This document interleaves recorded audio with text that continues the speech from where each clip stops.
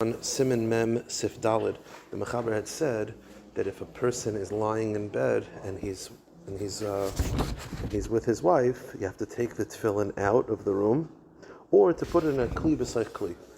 So the Mechaber writes, Ishta ima b'mitay. Let's say you're in the bed with your wife, ve'ein roitz l'shamish, but you're not interested in having tashmish.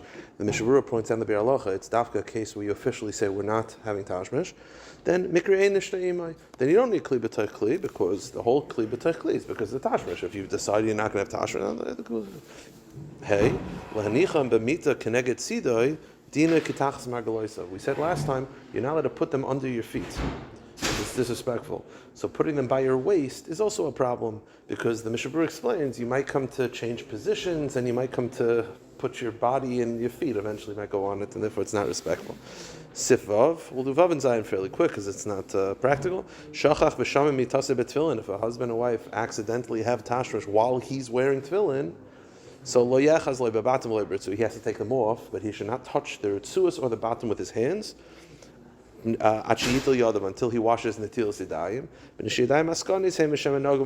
Because the concern is in the action of tashmish, his hands might have gotten dirty, in which case it's not respectful to touch the tefillin. Because you have to wash your hands, then take off your tefillin. Sif Zayin is yashin behem bara keri. If someone falls asleep in tefillin and sees a seminal emission, while wearing tefillin, which is obviously it's one of the fears of falling asleep is for this. Lo yechaz bebatim. Don't take the tefillin off. You have to take them off because your body is dirty. But don't take them off by grabbing the bottom, because you shouldn't touch the bottom, because you're mamash balkari.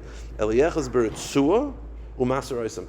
Grab the ritzuas and pull them off. So it's an indirect way of taking off the tefillin. Okay. Then clean your body and then wash your hands. That's okay. Sif ches. Now sif ches is takanegeh, and that is eating with tefillin on. So the Mechaber writes, Hanichlas l'sudas keva. If you're going to a full suda, you're not allowed to wear tefillin while wearing a full suda. Why? So the Mishnah Berurah says, the concern is that you'll get drunk. They used to drink. So the concern is you go to a suda wearing tefillin, you get drunk, it's not respectful to be drunk while wearing tefillin. Okay. So nichlas sudas keva cholzin, you have to take the tefillin off. Umenichan ala shulchan, and you leave them on the table, meaning you don't have to put them away in a case, you leave them on the table. Adzman bracha, until you're benching, and then put them back on. So far so good. Now, says the Mechaber, the whole Indian of taking them off is for wearing tefillin that for a suda that you're going to wash on, that you're going to be alcohol. But a sudas arai, that's fine. You can wear tefillin with sudas arai. What's the definition of sudas arai? Sudas arai, the Mishnah Berurah says in Chaf, shir achilas arai hu kebeya, hu kedin sukkah. It's like a sukkah, meaning whatever you're allowed to eat outside of the sukkah, you could eat with tefillin on. Now, okay, so according to this, but if you stop right here, that means that I'm allowed to have breakfast, as long as it's not a real meal. I could have some eggs, have a snack while wearing tefillin on. I could drink while wearing tefillin, there's no problem. The Mishnah Berurah throws a wrench in this into your test. The Mishnah Berurah says, B'sefer shulchan shleimim mistapik, efshe zeu dafka misha menichan kol hayom. Perhaps this heter is dafka for the people that wear tefillin all day. Anyone who's seen Rav Gamliel, I've in his room while he's wearing tefillin, because he wears tefillin a lot of the day, I don't know, shimush rabin or whatever tefillin he's wearing, and he's eating dinner. He was eating dinner with tefillin on. But so says the Mishnah Berurah, maybe this heter of having achilas arai is dafka for people that wear tefillin all day. There's ever chamanis the guy. But for someone who just wears kriya shema tefillah, maybe you're not even allowed to eat achilas arai. Now, I will say this.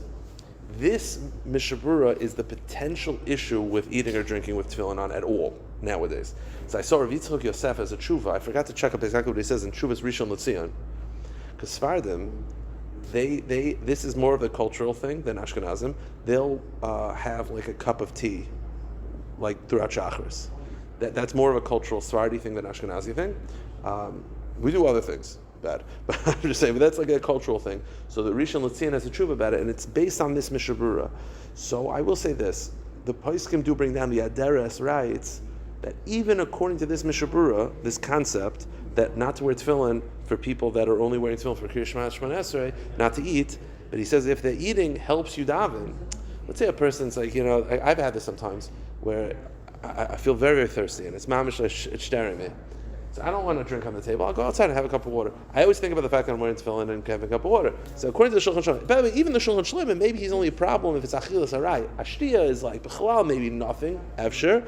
But the point is, the poskim are a little more makel. But I have to check up the Rishon LeZion that he says that it's Kenzain telling this Mishnah Berurah about whether you're allowed to drink tea throughout davening. Forget about the fact that you're davening like drinking it like Shema, but just the concept with tefillin is potentially telling this Mishnah Berurah. I'll stop.